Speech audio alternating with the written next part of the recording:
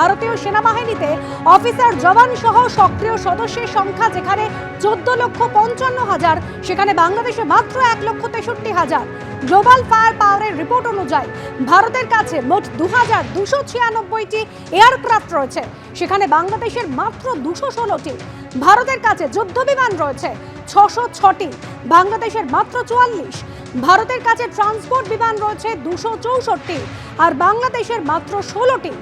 ভারতীয় বাহিনীর কাছে যেখানে হেলিকপ্টার রয়েছে 869টি, বাংলাদেশের কাছে রয়েছে 73টি। ভারতের অ্যাটাক হেলিকপ্টারের সংখ্যা 40, বাংলাদেশের একটাও অ্যাটাক হেলিকপ্টার নেই। ভারতে এরিয়াল ট্যাঙ্কারের সংখ্যা 6, বাংলাদেশে 0। ভারতে ট্যাঙ্কের সংখ্যা 4,614, বাংলাদেশে সেখানে 320।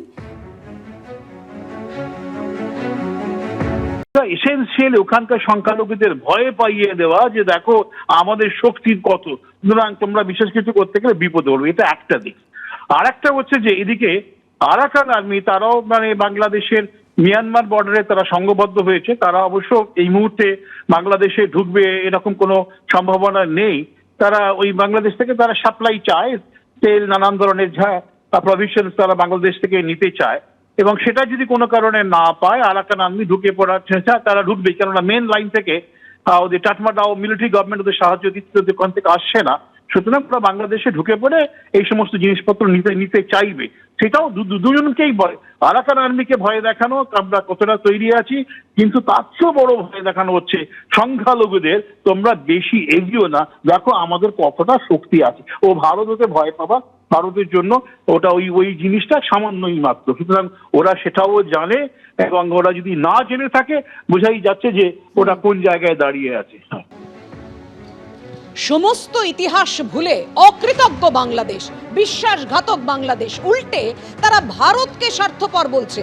বিভিন্ন সময়ে কট্টরপন্থী নেতারা পারমাণবিক অস্ত্র নিয়ে যেভাবে হুমকি দিয়েছে ভারতকে, এবং পাকিস্তান থেকেও যেভাবে হুমকি এসছে, কিসের ভিত্তিতে তারা এই হুমকি দেয়, কিসের ওপর দাঁড়িয়ে তাদের এই আস্ফালন দেখুন।